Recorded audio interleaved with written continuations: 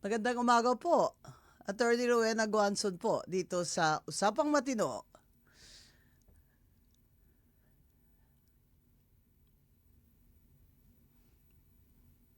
Pinapa-greet po sa akin ang mga may pamilya dyan sa Dubai. At ako din po nangangamusta sa inyo. Sana po ay nasa mabuti kayong kalagayan. Walang nasaktan sa ating mga Pilipino dyan. At kasama na ang United Arab Emirates.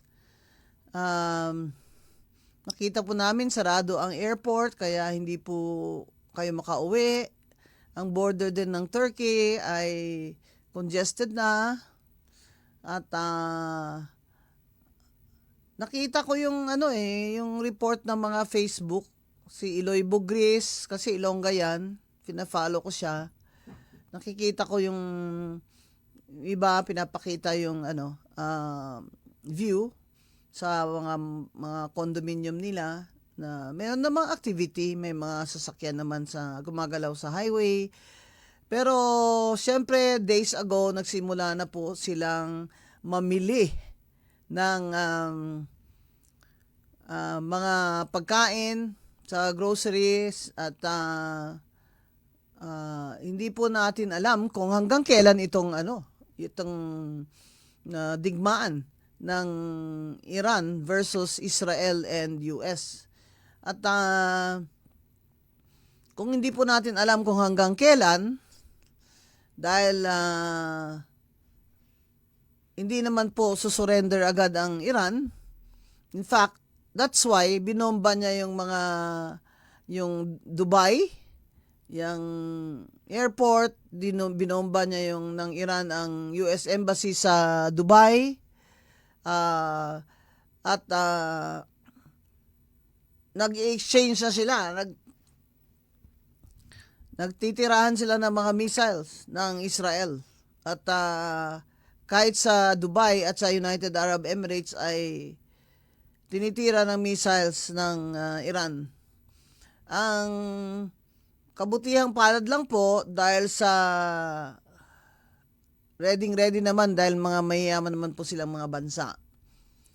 Ready naman po yung United Arab Emirates sa mga ganitong digmaan na missile attacks. Meron silang tinatawag na Iron Dome. Yung Iron Dome ay kaya nga dome po yung tawag doon kasi kino-cover niya yung bansa o land air space ng United Arab Emirates at ng Dubai. Yung Iron Dome na po yan din po yung ginagamit ng Israel. At ng Taiwan meron din yan. Kaya ang Taiwan meron yan kasi they're always feeling under siege or threat by China.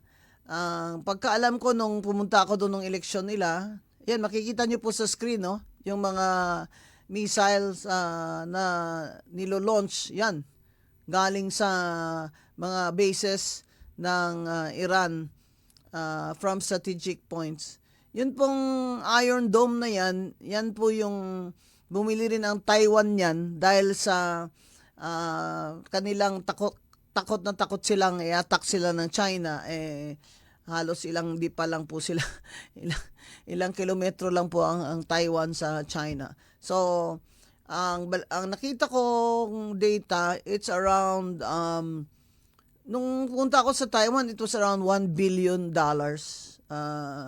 So, let's say i-double pa natin yung $1 billion, magiging 100 billion pesos. Abay, kung hindi naman po ninakaw na mga magnanakaw na politiko dito sa ating bansa at mga DPWH at officials na yan.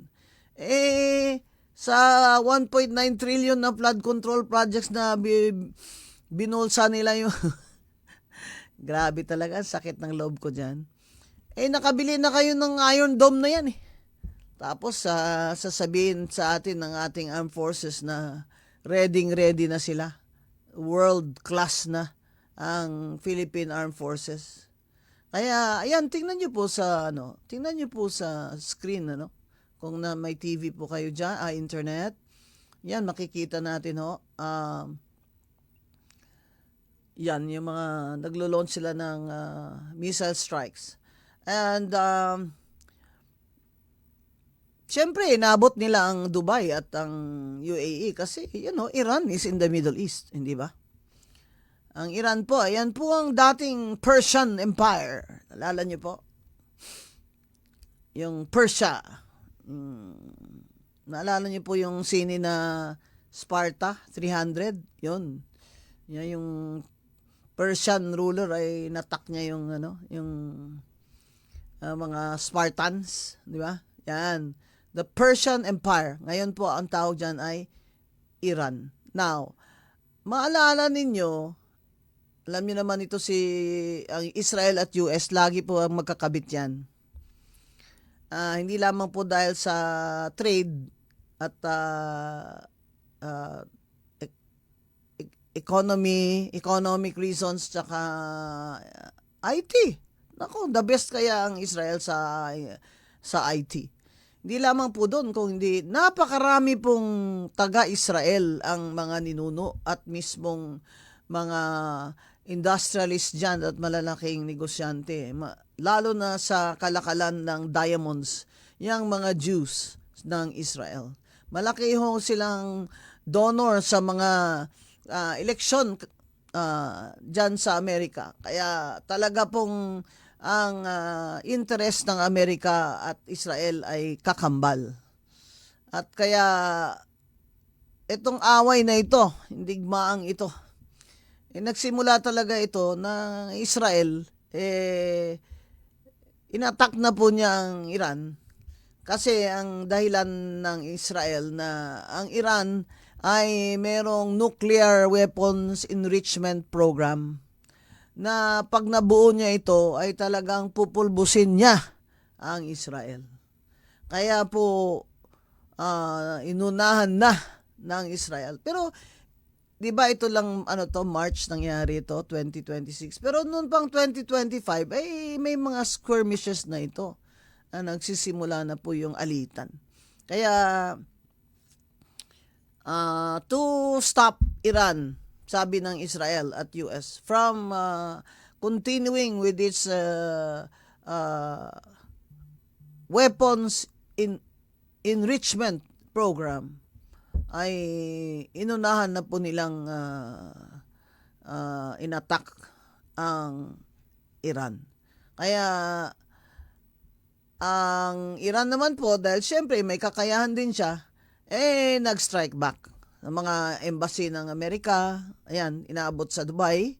Kaya po umabot tayo mga Pilipino ay may concern dyan at we are worried dahil po mahigit po 1,000 yata, almost 1,000, a little more than 1,000 ang ating OFWs dyan sa Middle East, kasama na ang Dubai.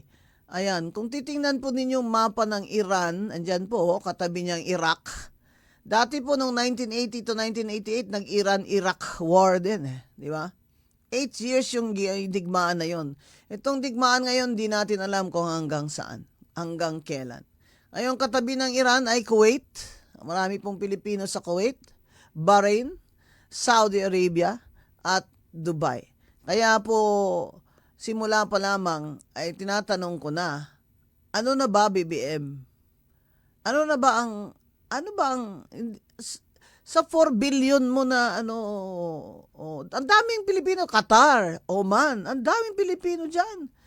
Hanggang Jordan, maraming Pilipino, Israel nga, 'di ba, yung namatayan tayo ng isang caregiver ay nagtatrabaho siya doon sa Israel. Tinamaan ng shrapnel, 'di ba? Pumunta po ako sa Israel, ang daming Pilipinong caregivers. And remember that Israel has named Philippines as a most favored nation. Kasi po nung, di ba, sila ay ng World War II at sila ay nag-evacuate na, yung mga Jews galing Germany at Europe, at hindi naman sila tinanggap ng Amerika. yung atin pong Pangulo ng Commonwealth, nung nasa under American pa tayo na bilang Commonwealth, si Presidente Quezon ang nanguna na tatanggapin natin ang mga Jews galing sa Europe. Kaya po, most favored nation clause ang Pilipinas. Nandyan po sa mga museum nila. At hanggang ngayon ay maraming scholars na binibigay scholarship ang Israel sa mga Filipino scholars. Lalo na po sa soil technology or soil engineering. Ang galing-galing po nilang mag-farming doon kahit nasa desert sila. Marami po tayong estudyante sa ganyang science. So, ito pong digmaan ng Israel at Iran ay hindi po pwedeng hindi sumama ang US. Kasi alam niyo naman itong si Trump, hindi ba? Gusto niya nga kunin ang Greenland eh. Kasi wala naman daw may-ari yung Greenland, sabi niya. Sabi niya. May mga Amerikano din kami diyan na nag-occupy kung occupation lamang ang ground ng pag-angkin sa Greenland. Yan. Kaya ang ginawa ng Greenland, nagtawag ng mga allies niya at naglagay sila ng mga armed forces nila doon para hindi sila ma-attack ng Amerika. Kaya diplomacy ho ang sagot dyan. Ang problema po dito sa Iran versus Israel, US at tayo na dadamay ay lampas na po yata sa diplomacy kasi nag-aatakihan na ng mga missiles. Pero the United Nations of course can step in. Pero nga, bear in mind that the Iran-Iraq War lasted for 8 years from 1980 to 1988. Ang tinatanong ko po sa Facebook ko, BBM, ano na? May 4 billion ka na intelligence fund. Hindi mo man lang alam sa mga ihip ng hangin na mag-aatake na ang Israel sa Iran? Ang tagal na niyan. Kumbaga ay there were already clear signs of an armed conflict. Nag-attack lang ang Israel sa Iran. Ito lang March. Pero 5 months ago, nandiyan na yung conflict. Ba't hindi mo alam yan, BBM? 4 billion naman yung intel fund mo. Hindi ba may nakastation kang mga military attaches in the Middle East, in America? Bakit hindi mo alam yan? Tapos report mo lang sa amin na we will begin repatriation. Tapos the next day, sabi naman ni BBM, hindi pala tayo doon kasi sarado ng mga airport, walang eroplano. Natural, airstrike nga. Sarado mga eroplano. Siguro dapat ipadala mo na lang doon yung mga may walis. Ewan ko ba, BBM? Kung bakit kasi ikaw ang commander-in-chief ng armed forces pero wala ka, hindi ka talaga marunong Hindi ka talaga marunong sa crisis Lalo na ngayon, dinudugo yung bituka mo. Lagi ka sigurong tulog, BBM. Gising-gising naman po, Presidente. Yan po. Naku. Ang layo kaya ng itong mga military. Minention daw yung pangalan ko dun sa press con. Aba, napakasikat ko naman, General Browner. At ako'y nami-mention nyo sa inyong press conference. By the way, ladies and gentlemen, we tried to reach General Browner para po maging guest natin dito para hindi po yung sabihin niya nililibak siya ni Attorney Guanzon. Dahil hindi ako nagkakamali, yung General Browner na ito ay anak ito ng dating General Browner na taga Cadiz. Doon mismo, sa barangay kung saan may mga asyenda kami, sa barangay Mabini. Kung hindi ako nagkakamali, anak ito ng General Browner. Kung ganun, magkababayan kami ng ama niya. So in good faith, pinatawagan po natin pero cannot be reached. To General Browner, sir, it will be an honor for us if you can join me this afternoon at 1:30 here in Net 25 to talk about this armed conflict, and you can explain to the people the readiness of the armed forces. So habang in-expect natin sa ating paanyaya, si General Browner will continue our talk about the situation of this Iran versus Israel-US war and how it affects us, the Filipinos abroad, overseas Filipinos, Filipino workers. So, ang na-mention daw doon na ang layo naman daw ng Iran sa Pilipinas. Hindi naman maabot ng missile yun na dito sa atin. Hindi nga po. Sino ba ng tangang nagsabi na aabot yung isa? Sino po yung tanga na nagsabi na aabot po ang missile ng Iran dito sa sa Clark Air Base? Alam nyo kasi ang lesson of history, that after Japan bombed Pearl Harbor, the day after, Japan bombed Clark Air Base. So in other words, because we were then a Commonwealth of the United States and nandyan may mga American bases, sa pangalawang atake ng Japan, 1941. Nauna lang ang Pearl Harbor, isang araw. The following day, binomba ang Clark Air Base. Do you know that the Philippines lost 1/5 of our population? 1/5 po ng mga Pilipino ang namatay sa digmaan na yan, pangalawang World War. Kaya saludo po tayo sa lahat po ng veterano ng World War II. Kasama na po dyan ang ating mga lolo at mga ama. Kasama po dyan ang aking ama, si Judge Sixto Rojas Guanzon, who was then only 17 years old. He was a private in the intelligence unit of the guerrillas in Kabangkalan, Negros Occidental. Binayoneta po siya, hinuli siya ng mga Hapon sa bayan nung bumaba siya.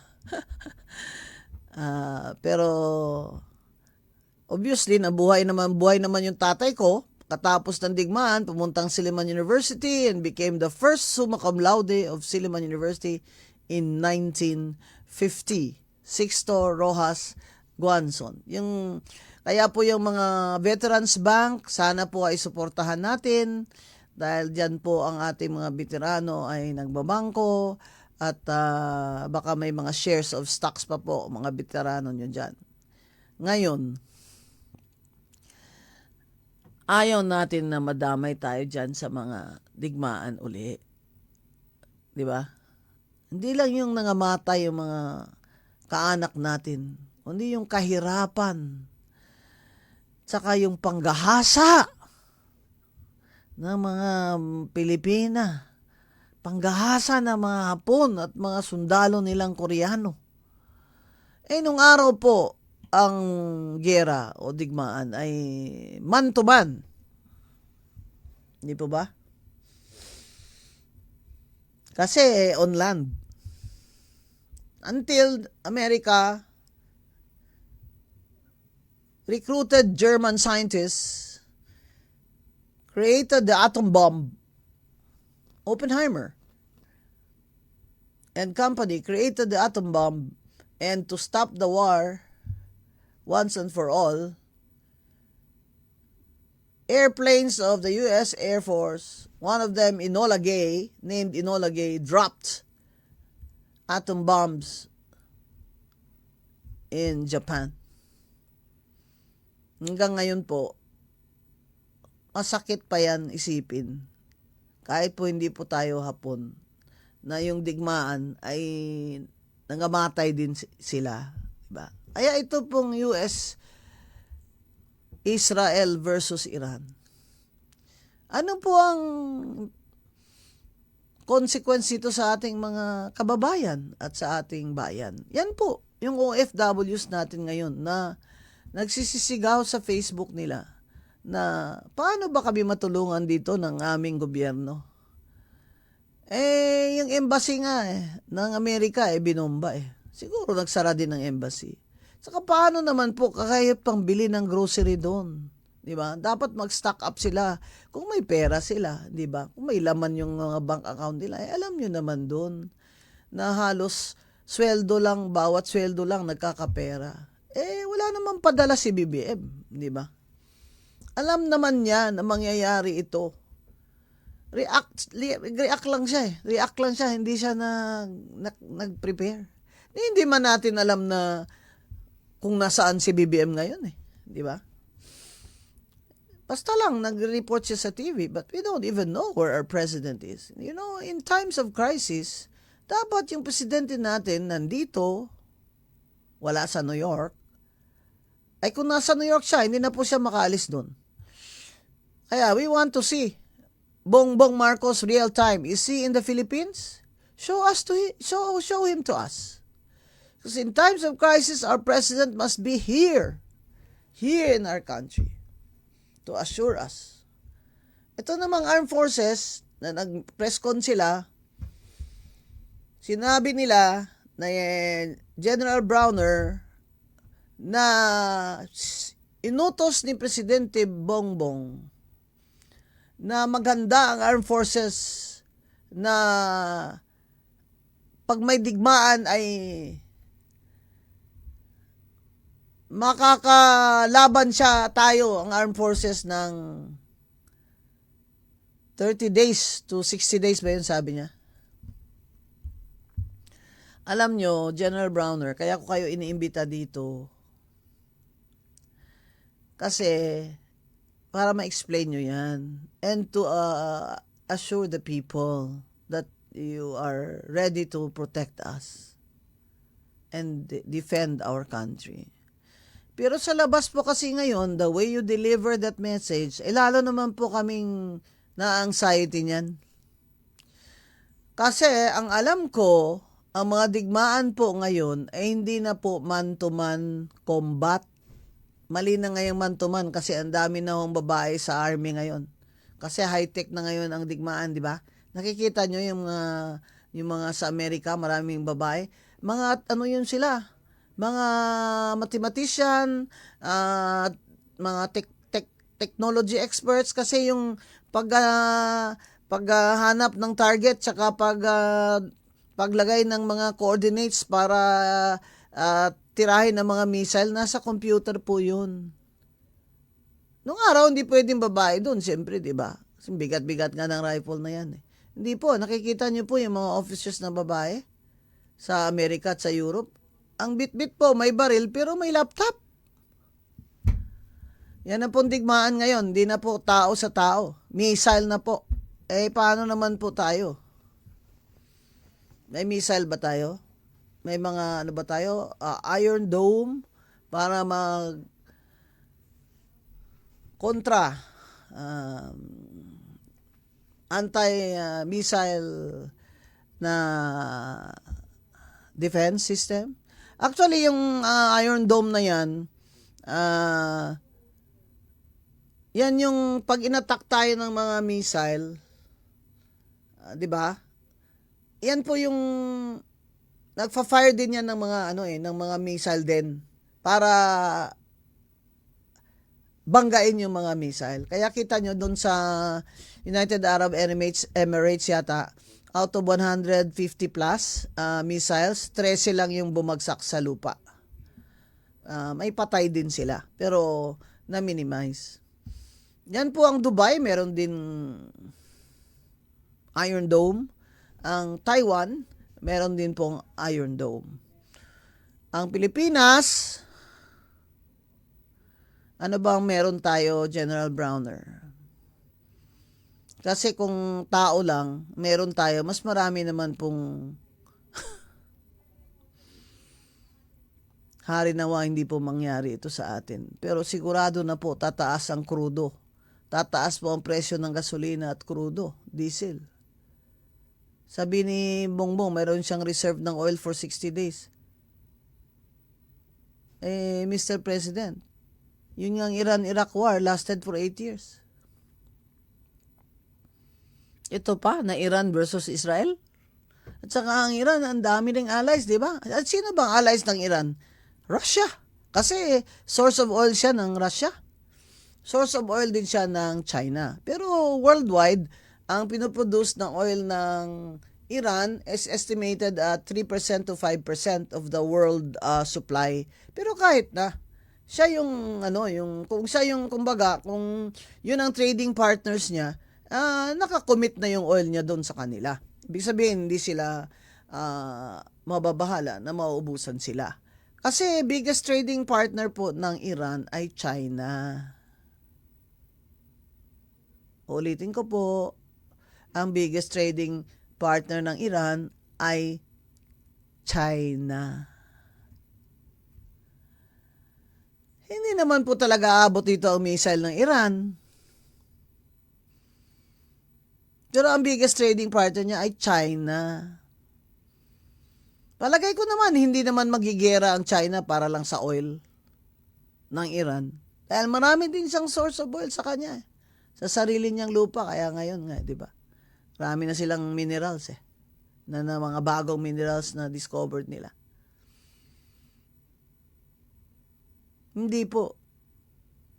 Pero, sa tingin ko, the route ng China dito is this should be diplomatic. There should be a diplomatic solution. Never naman po nang attack ang China ng kanyang neighbors. Naalala nyo ba nung World War II? Sino ba una nag-attack?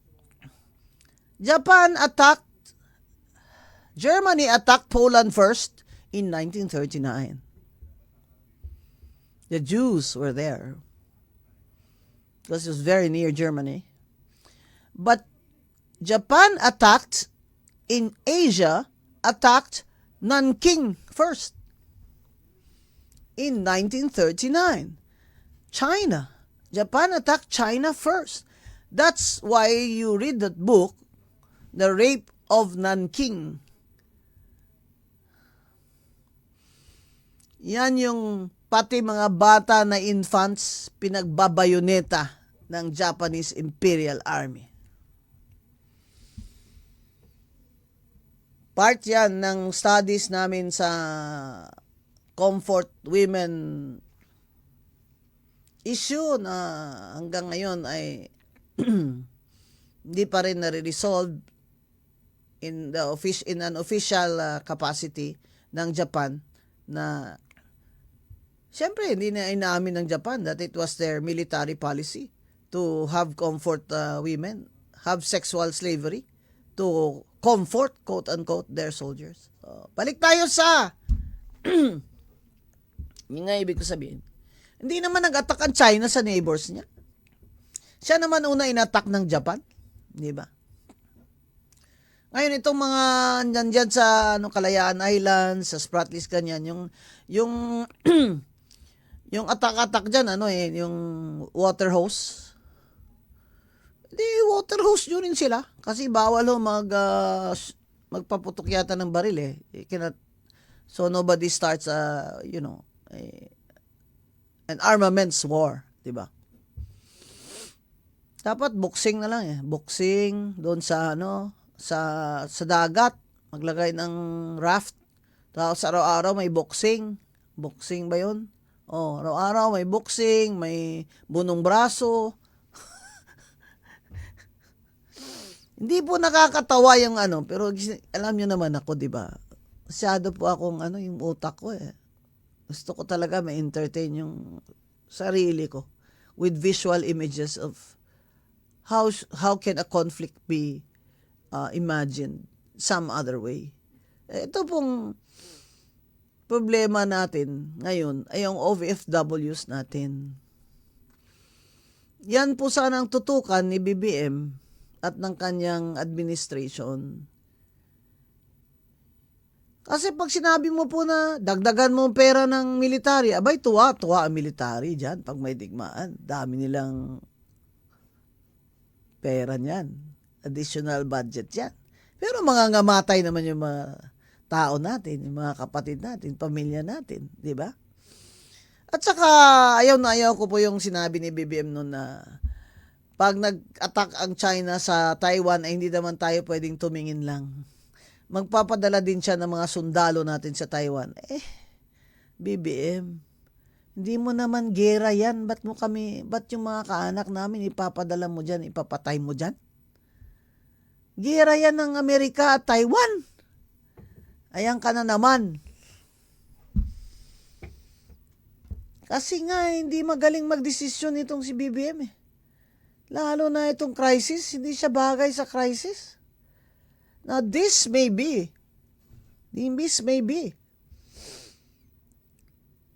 the downfall of BBM's administration if he does not handle this very well. Kasi sana po, wag namang lumala itong digmaang ito at umabot sa atin. Di po ba? At hindi na po, at walang maraming mamamatay na Filipino overseas workers. Kasi magagalit talaga ang mga pamilya nila dyan kay BBM. Kaya yung pong sinasabi natin na Commander-in-Chief, yung President as Commander-in-Chief is very, very important to our country because we are a poor country. We are a small country, very hard to defend because we have more than how many thousands, 7,000, more than 7,300 islands. And we are very near powerful countries like China. And of course, we don't have nuclear weapons. So I don't know. We don't have a defense system like the Iron Dome. So I don't know what strategy the armed forces is going to take. But they are trying to assure us na hindi naman naabot po ang digmaan dito sa atin. Sana naman ay tama si General Browner. Dahil sa dami na pong nagugutom ngayon, pag nagkadigmaan pong umabot sa atin ng mga armed conflict na ito, ay lalo naman pong, ano ba yung tawag dyan sa yung, bibilihan na ng biglaan at magsastock ng pagkain, kawawa naman po mga mahihirap dyan. Wala naman silang pera para ibili ng pagkain na may imbak nila. Ang tanong ko po, bago tayo magtapos, nasaan si BBM? Nasaan si BBM? Ipakita nyo siya sa amin, real time, awake, alive, and aware. Kasi po, kung may digmaan doon, abot na hanggang Dubai, kung saan ang mga Pilipino ay nandoon nagtatrabaho, kailangan na pong Pangulo natin ay nandito sa ating bansa, hindi nasa ibang bansa. At para po maniwala ako na may Commander-in-Chief talaga ito si General Browner. Dahil doon sa conference niya, hindi ko naman nakita si BBM Well, I have not really seen his press con. I was just told, and I can look it up later. Wala si BBM. Gusto ko makita si BBM kasama si General Browner, real time, to assure us na okay lang po tayo. Sabi ni BBM, may 60 days tayo na imbak na oil reserve. Pag lumala po ng 60 days ang digmaan, ewan ko na po. Gusto ko malaman sa kanya, saan mo kukunin? Kasi sa ngayon, wala na nga mga trabaho ang tao dahil walang bagong negosyo. Kung tumaas pa ang oil ng katakot-takot, tumaas pa. At hindi lang tumaas, kung wala nang supply, paano? Di tigil na mga negosyo, tigil factory, tigil ang transportation.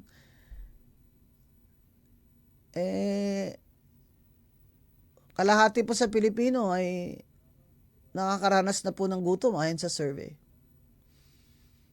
Huwag naman po sanang madagdagan dahil sa digmaang ito ng Iran versus US and Israel at ang nakakabit nating mga concerns ang oil at ating mga OFW. Kung may mga kamag-anak po kayo sa buti na lang po umaandar pa ang internet. Kasi yung mga kamag-anak ninyo ay makikita nyo pa sa video call o ganyan. Yun ang problema kung talagang pati internet ay masira. Hindi po ba? Kaya sabi ko nga, may submarino ba tayo? Ilan ba ang submarino ng Armed Forces? Kasi wala airport sarado Baka naman pwedeng sa dagat dumaan. I mean, I don't know. Hindi naman ako eksperto sa digmaan. Pero kung hindi ka na maka-land trip to Turkey, hindi ka na rin makalipad out of the airport, baka naman pwedeng submarino.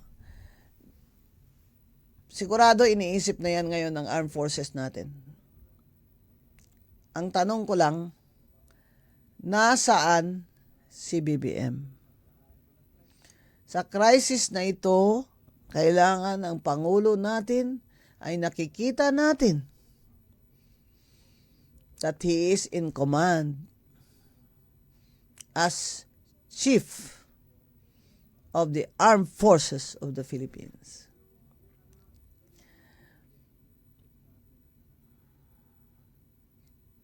Abangan nyo rin po ako mamayang alas 4 dito sa Net25 sa Usapang Matino.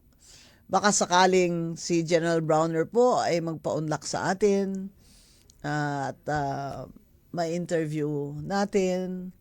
At huwag po siyang mag-alala at bawal po ang bardagulan sa Net25. Sa Facebook ko lang po yun. Kaya I hope, General Browner, that you will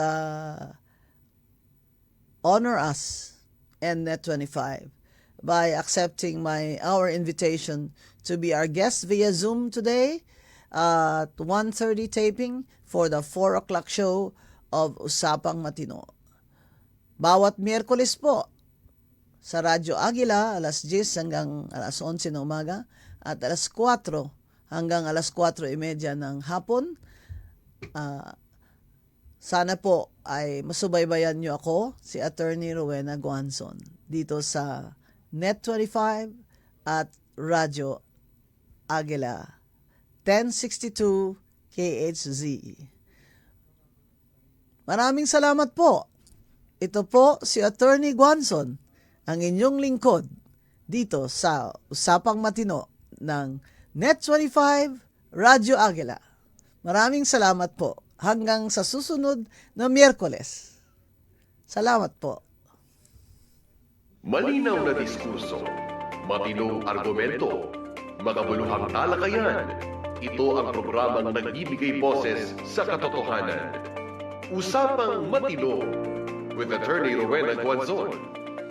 Malinaw na diskurso, matinong argumento, makabuluhang talakayan. Ito ang programang nagbibigay boses sa katotohanan.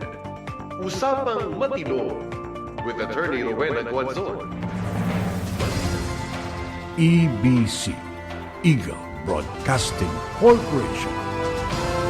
Ito ang Radyo Agila.